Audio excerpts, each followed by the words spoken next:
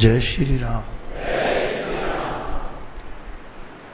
मेरे राम तेरी जय हो।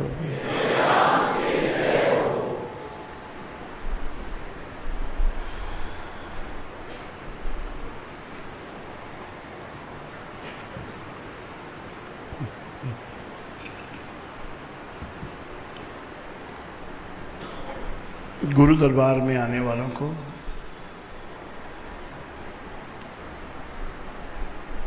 राम शब्द मिलता है और धीरे धीरे इससे प्रेम होने लगता है। फिर ये प्रेम का डायमेंशन गहरा होता जाता है। इतना गहरा हो जाता है कि कहीं भी हम जाएं, किसी भी अवस्था में हम रहें, हमको उस राम का प्रेम मिलता रहता है और उसके प्रेम में हम सराबोर रहते हैं। ये एक बड़ी उपलब्धि है जो गुरु दरबार में आने वालों को ही प्राप्त होती है। वैसे भी संसार की वस्तुएं, विद्याएं,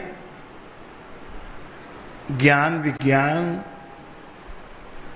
ये सब गुरु के दरबार में गुरु की हाजिरी भरने वालों को ही मिलता है।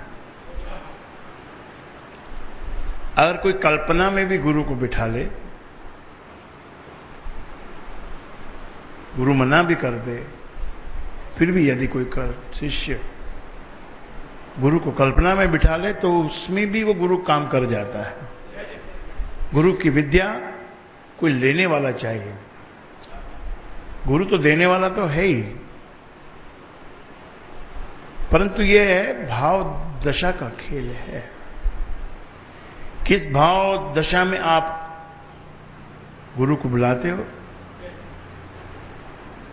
और या गुरु की कौन सी ऐसी अवस्था है जिसमें आप थोड़ा सा ही कुछ करते हो लेकिन बहुत मिल जाता है। और कभी कभी दोनों एक ऊंचे भाव पे बैठकर,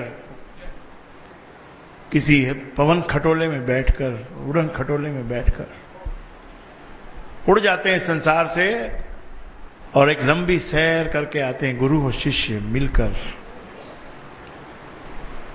तो ये गुरु में जो जांच पड़ताल का जो भाव है, जो ऑडिटिंग करने का जो तुम्हारा नेचर है,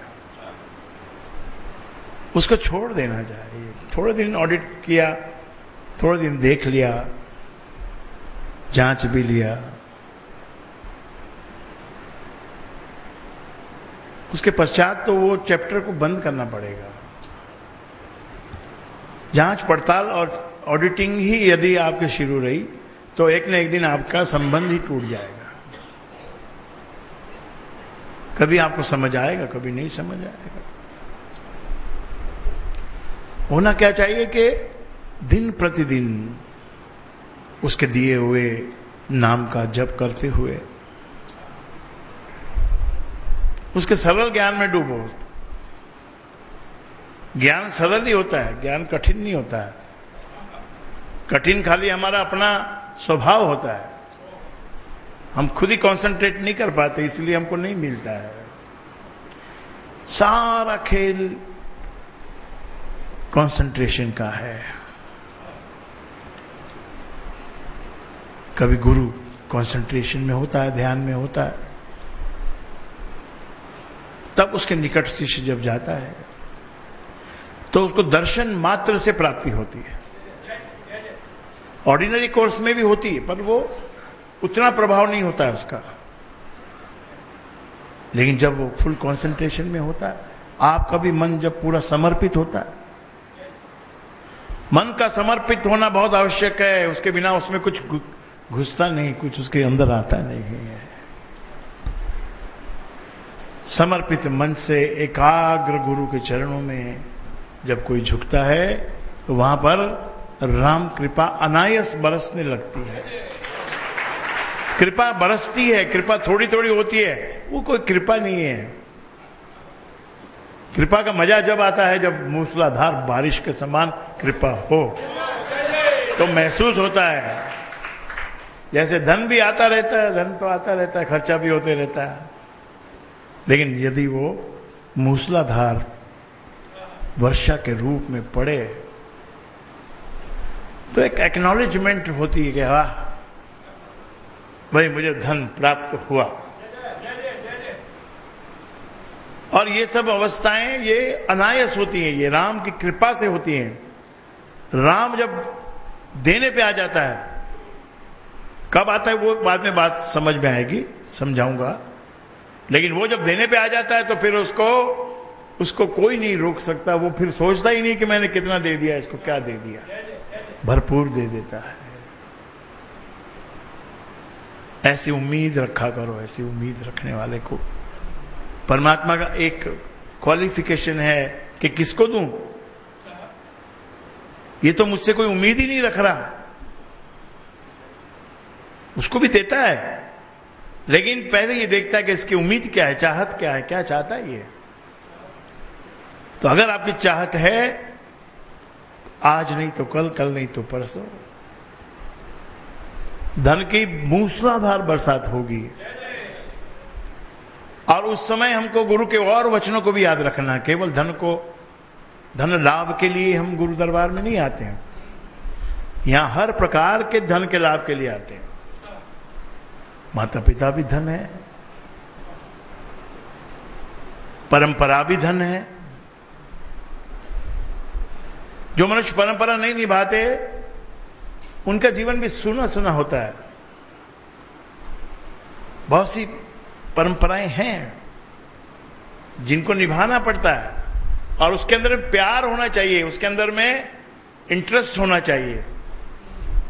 ये नहीं कि मुझे बस ये राखी बांध दो, बंधवानी पड़ेगी, जाना पड़ेगा, होना पड़ेगा, करना पड़ेगा, मरना पड़ेगा, देना पड़ेगा, लेना पड़ेगा। ये पड़ेगा शब्द को उसमें से हटना चाहिए। मन में उत्साह होना चाहिए, भाई राखी आ रही है, मेरी बहन थोड़ा दूर रहती है, अब आएगी रक्षाबंधन में तो मिलन होगा। वो राखी बांधेगी और मैं उसको वचन दूंगा। कितना डिफरेंस है ना। राखी तो बहुत लोग बंधवाते हैं, लेकिन उसके भीतर का जब उसमें अध्यात्म और प्यार वो जब उसके भीतर होता है तो फिर बात अलग हो जाती है। नेत्रों से अश्रुधारा भी बह जाती है। ये शायर लोग, कवि लोग ये क्या करते हैं, मन के भावों को प्रेजेंट करते हैं। तुम जब जिस बात को भूल जाते हो उस बात को तुमको भजनों के द्वारा तुमको याद करवाया जाता है। भजन में मस्त होकर, जैसे कोई मिठाई तो होती है पर शहद भी उस पर लगा हो, थोड़ा गुलाब की पत्तियां भी उसके ऊपर रखी हो, और थोड़ी सी उसमें खुशबू भी हो, और अंदर एक बादाम छुपा हो, और यदि वो ऐसी मिठाई है कि इसको ठंडी करके खाओ, तो एक एक बात का उस पर असर है। गुलाब की पत्ती का असर है, शहद का असर है, अंदर रखे हुए बादाम का असर है, उसके रंग का असर है। और फिर ठंडी खानी है कि गर्म खानी है, हलवा गर्म खाना चाहिए।